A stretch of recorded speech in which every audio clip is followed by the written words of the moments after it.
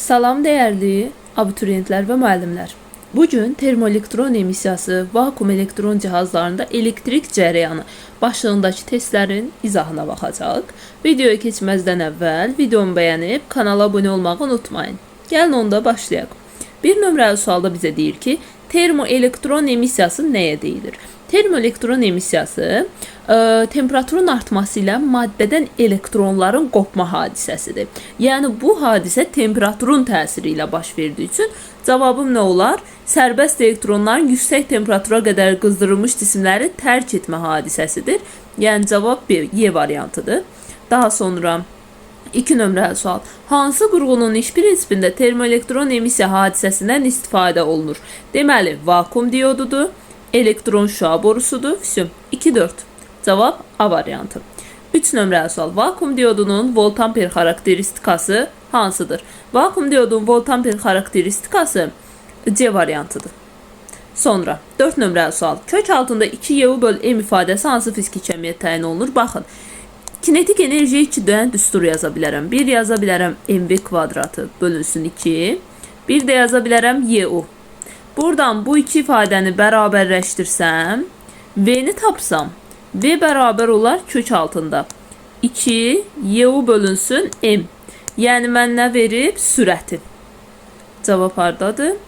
Deməli, son sürəti cavab D variantı. 5 nömrəli sual. Vakum diodunda doyma cərəyanını necə artırmaq olar? Deməli, doyma cərəyanını artırmaq üçün mən baxmalıyam nəyə? Temperatura baxmalıyam. Doyma cərəyanı temperaturdan düz asılıdır. Yəni mən əgər katodun temperaturunu artırsam, onda doyma cərəyanı da artmış olar. Yəni cavab A variantıdır. 6 nömrəli sual. Hansı rəqəmlə vakum diodunun şərti işarəsi göstərilmişdir? Vakum diodu baxın budur.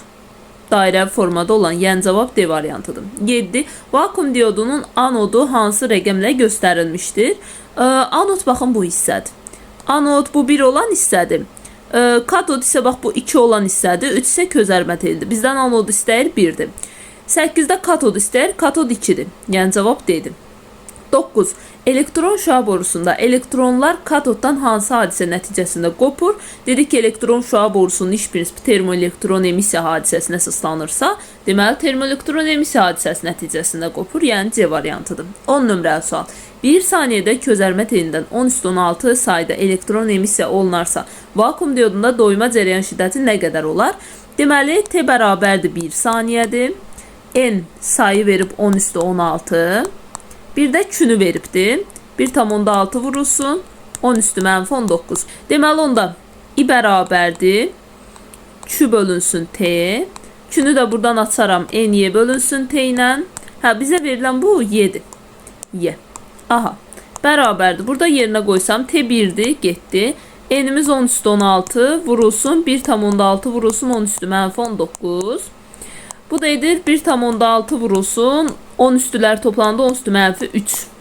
Yəni 10⁻3 də milliamper deməkdir. Onda qalır 1,6 milliamper. Yəni cavab olur A variantı. A variantı. Keçirəm 11 nömrəli suala. Anod cərəyanı 20 milliamper olan vakum diodunun anoduna hər saniyədə neçə elektron çatır? Deməli, əvvəla cərəyan şiddətimi çevirərəm. 20 milliamper 20 vurulsun 10⁻3 amper deməkdir. Bunu yazıram. Daha sonra hər saniyədə deyir. Yəni T zamanı 1 götürürəm. Yeni də verib bizə 1,6 vurulsun 10⁻19 şəklində yazıram. 1,6 vurulsun 10⁻19. Deməli, yazıram ki, Q bərabərdir IT. IT. Q'nü də buradan NY ilə atsam, NY bərabərdir IT. Buradan da bizdən neçə elektron çatar deyir, yəni N istəyir.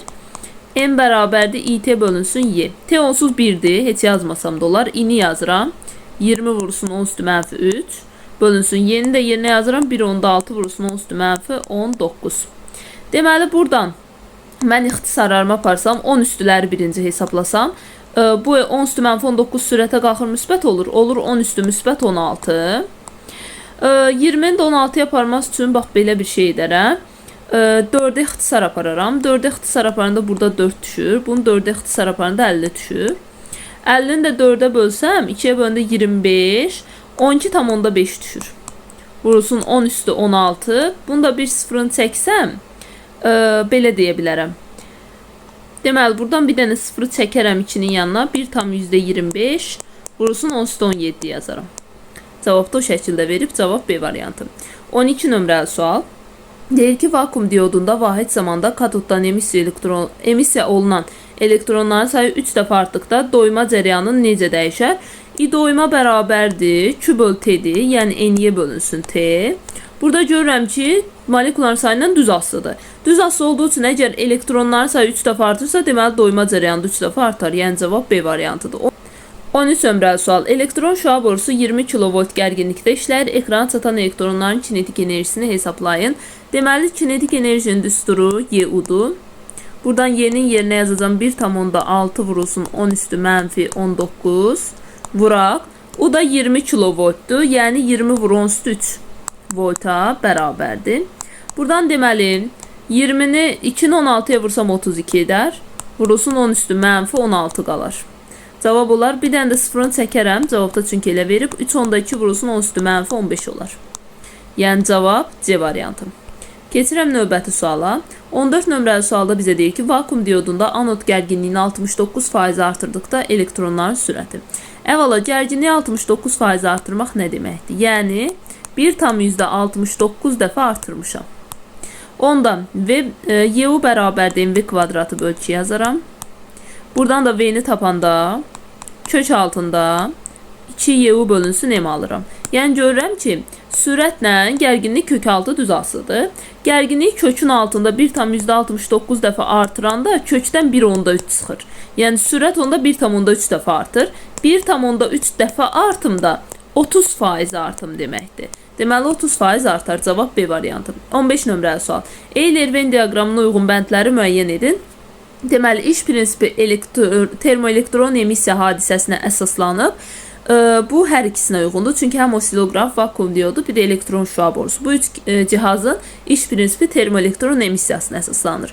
Elektromaqnit rəqslərini müşahidə etmək üçün istifadə olunur osiloqraf. Dəyişən cərəyanı düzləndirmək, yəni sabit cərəyana çevirmək üçün istifadə olunur vakum diodu. Yəni 2, 3, 1. Cavab D variantı.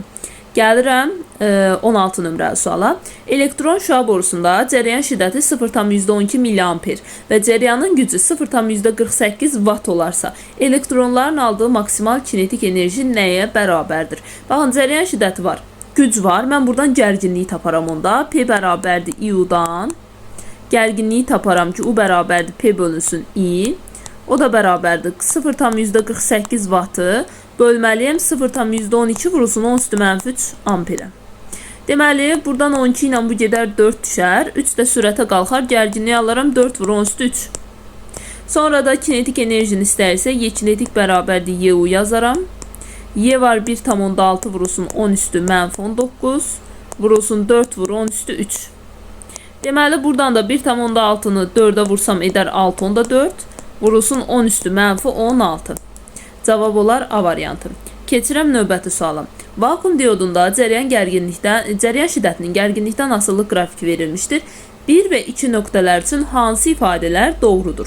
Deməli, yazanda ki, I bərabərdir N'ye bölünsün T, görürəm ki, I ilə N düz asılıdır. Onda burada xəttimi çəkəndə görürəm ki, 2 nöqtəsinə uyğun gələn cərəyan şiddəti 1 nöqtəsinə uyğun gələndən çoxdur. Yəni, I2 əgər I1-dən böyükdürsə, molekülların sayı da düz asılı olduğu üçün elektronların sayı. Onda N2 də böyük olmalıdır M1-dən. Yəni biri 2-dir. Sonra 1 saniyədə katoddan emissiya olunan elektronların sayı eynidir hər ikisində. Qaldı sürət. Sürətdə mən necə baxacam? Deməli, belə edə bilərik. Deməli, YU bərabərdir MV kvadratı böl 2 yazaram. Buradan baxaram ki, mənim sürətim gərginliklə düz asılıdır.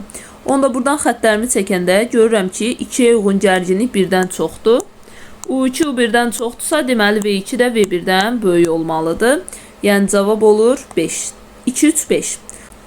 18 nömrəli sual. Çıxış işi 0,45 vur 10 üstü mənfi 18 olan metaldan elektronun qopması üçün minimal sürəti nəyə bərabər olmalıdır? Deməli, MV kvadratı bölünsün 2 bərabər olmalıdır açıqışa. Buradan da V'ni tapanda alaram ki, kök altında 2 açıq bölünsün M. Buradan hamısını yerinə qoysam, 2 vurulsun, açıq 0,45 vurulsun 10 üstü mənfi 18'dir. Bölürəm, M isə 9 vurulsun 10 üstü mənfi 31'dir. Burada 2'ni 0,45'e vuranda edir 0,9. Kökün altında elə yazaq.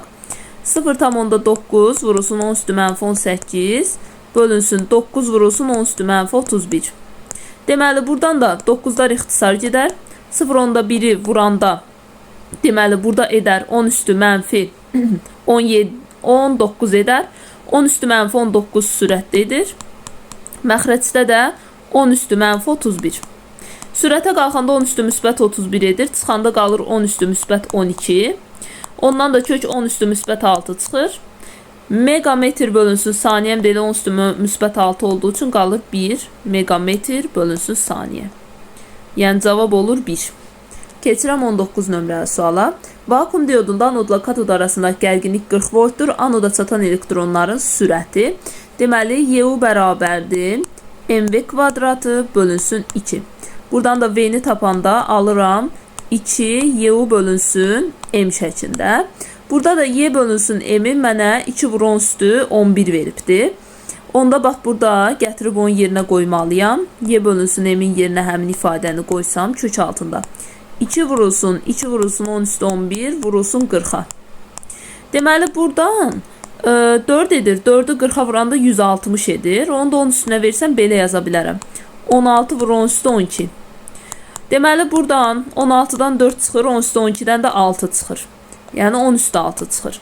4 vurulsun 10 üstü 6 da nə demək? 4 megametr bölünsün saniyə deməkdir. Cavab oldu 4 megametr bölünsün saniyə.